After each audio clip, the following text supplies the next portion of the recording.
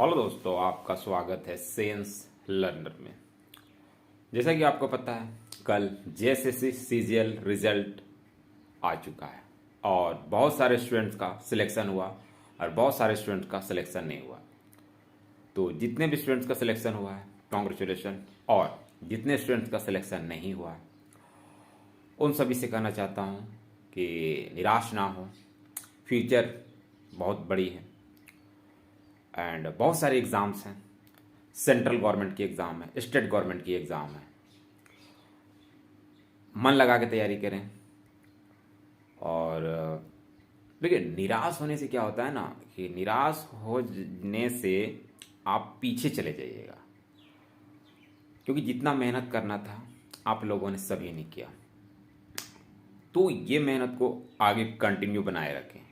इसका ये मतलब नहीं होता है कि आपने मेहनत किया तो वो मेहनत बेकार जाएगा, ऐसा बिल्कुल भी नहीं है। ये चीज़ को आप कंटिन्यूटी बनाए रखें और रिमेनिंग एग्ज़ाम है उसमें हम फोकस करें।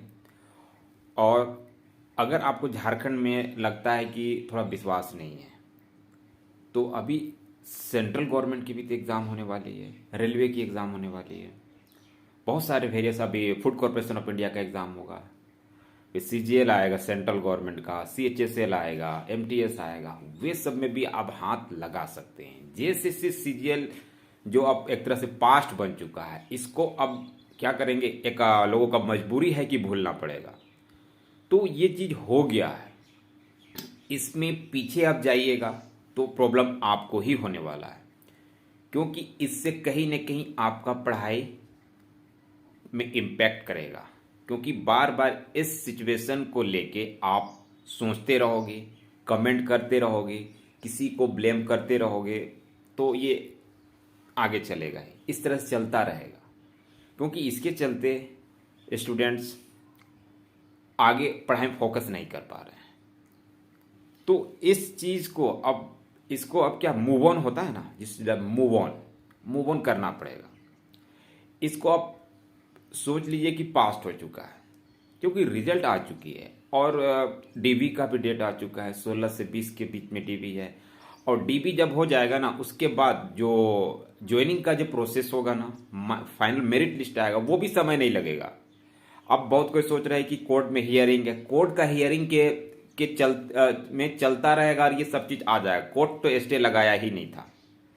तो ये अगर ज्वाइनिंग एक बार मिल जाता है ना, उसके बाद कोई भी प्रोसेस काम नहीं करेगा। कोर्ट अगर इसको कैंसिल भी कर देगी ना, तो भी कुछ नहीं होगा। ज्वाइनिंग के बाद कुछ होता है नहीं है, क्योंकि टीचर्स का भी वैकेंसी देखा गया है। ज्वाइनिंग के बाद हाईकोर्ट ने विज्ञापन को रद्द किया, लेकिन कुछ भी नहीं हुआ। अभी भी उसका ज्वाइनिंग बहुत सारे कुछ कुछ सीट बचा हुआ को मिल रहा है। तो इस चीज को अब छोड़ दें और आगे की प्लानिंग करें। लाइफ बहुत बड़ा है, सिर्फ जो भी नहीं है उसके बिहाइंड आप अलग से बहुत सारा चीज़ कर सकते हैं। जस्ट लाइक बिजनेस कर सकते हैं, है ना। तो ये सब चीज़ में आपको धैर्य भी रखना है ना। अगर आप नौकरी के फील्ड में ही जाना चाहते हैं तो बहुत सारी नौकरियां हैं। ये नहीं कि आपका सिर्फ सीजीएल ही था। अभी एलडीसी का होगा, फील्ड वर्कर है, एसआई का है। तो ये सब में भी आप ध्यान दें, क्योंकि ये इशू 8 साल से चल रहा था। तो 8 साल से इशू बना हुआ था, अब और 8 साल क्यों ले जाना इसको यहीं पर एंड करना ज़्यादा बेहतर है। अगर आगे कुछ होता है, कोर्ट हियरिंग से अगर होता है कुछ, तो अगर रद्द का कोई प्रोसेस होता है तो ये आपके लिए बेनिफिशियल है।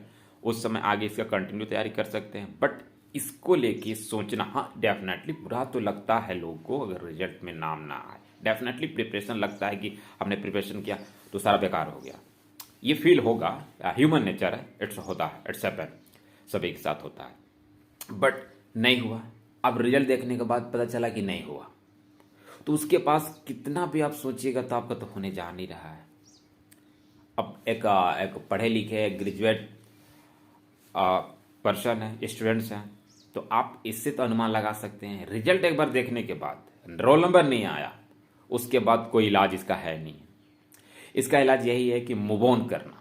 लाइफ में मूव ऑन जो कर जाता है वो आदमी बहुत सक्सेस करता है आगे। और जो एक इशू को लेके पड़ा रहता है कि मेरा क्यों नहीं हुआ, व्हाट डिड आई डू, जो मेरा नहीं हुआ, what will I do in future, ये सोच के जो रहता है ना, वो कहीं ना कहीं पीछे पड़ते जाता है। तो मूव ऑन करके आगे फ्यूचर का सोचना है, what will be the best, क्या हो सकता है आपके लिए बेस्ट एंड इन फ्यूचर, है ना। ये सब सारी बातें सोचना पड़ता है और एक प्लानिंग के तहत आगे चलना पड़ता है।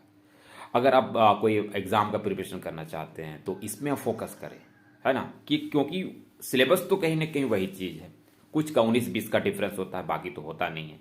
तो इसको कंटिन्यू बनाते रखिए, है ना, और इसमें फोकस कीजिए, मन लगा के कीजिए, पिछला बात को भूल जाइए। और सबसे इम्पोर्टेंट चीज़ है ना, यूजलेस चीज़ ना करें जिससे कहीं ना कहीं आपका पढ़ाई हार्मफुल होता है। फोकस कीजिए स्टडी में।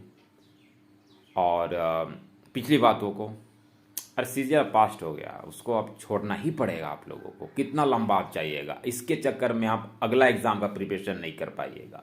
अगर सीजीएल में आगे कुछ होता है तो उस समय उसको देखा जाएगा, बट अभी जो रिमेनिंग एग्जाम होंगे, है ना, कोई भी इसका एग्जाम, चाहे स्टेट हो चाहे सेंट्रल गवर्नमेंट की हो, किसी का भी, बेसिकली आप सेंट्रल गवर्नमेंट का एग्जाम अभी बहुत सारा होगा, तो उसमें आप फोकस करें ना। वो भी चीज़ तो आपको जॉब देगा, ये नहीं कि झारखंडी सरकार आपको जॉब देगी। झारखंड सरकार तो आपको पता है फेयर एग्जाम सही से लेता नहीं है, तो सेंट्रल गवर्नमेंट में तो आपको विश्वास है उसमें आपका फेयर एग्जाम हो सकता है। तो आप मन लगाइए और मूव ऑन करके आप पढ़ना स्टार्ट कीजिए। जो भी यहाँ पर हो रहा है वो तो होता रहेगा, इसको कोई नहीं रोक सकता है, ये बहुत समय से चल ही रहा है और आगे भी चलेगा। आपका काम है पढ़ना, आप पढ़ते रहिए मन लगा के, सो डैट कभी न कभी आपके लिए भी अच्छा दिन आ सकता है। और निराश ना हो, आशा नहीं खोना चाहिए। जो आदमी आशा खो देता है कहीं न कहीं निराशा मिलती है। तो आगे है बहुत लंबा समय है, और जिनके पास समय नहीं है उसके लिए तो बैड लक है, और जिसके पास समय है उसके लिए अभी तो बहुत सारा है, आप उसमें कर सकते हैं। एक चीज़ को लेकर निराश नहीं होना है, आप लगे रहें, कंटिन्यू एंड कैरी ऑन।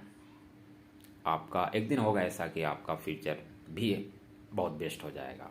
आप सब प्रे करते हैं, मैं भी प्रे करता हूँ सभी के लिए, और आप भी अपने लिए प्रे करें, मेहनत कीजिए, प्रे के साथ मेहनत कीजिए। लक फैक्टर भी 1% 2% होता है, बट आप कंटिन्यू मेहनत करते रहिए, आपका फ्यूचर बहुत अच्छा होने वाला है अगर आप कंटिन्यू बना के रखेंगे तो।